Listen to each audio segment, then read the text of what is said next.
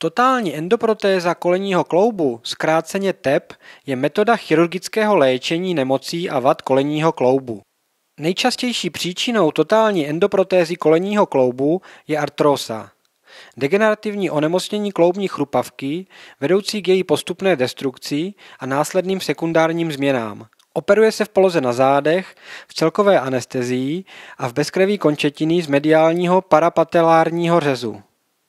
Totální endoprotéza je implantát nahrazující artikulační povrchy kolenního kloubu, zejména pak femuru a tibie a v indikovaných případech i pately. Podle způsobu fixace ke kosti se protézy dělí na cementované a necementované. Jako hybridní označujeme protézy, kde jednotlivé komponenty užívají odlišný způsob fixace. Cílem operace je v ideálním případě navrácení pacienta do normálního života bez bolesti a s podstatným zlepšením původního pohybového omezení. Délka samotného výkonu se pohybuje kolem 90 minut. TEP kolenního kloubu lékař indikuje u pacienta pro chronickou bolest a funkční omezení kolenního kloubu. Stanovení diagnózy je komplexní proces.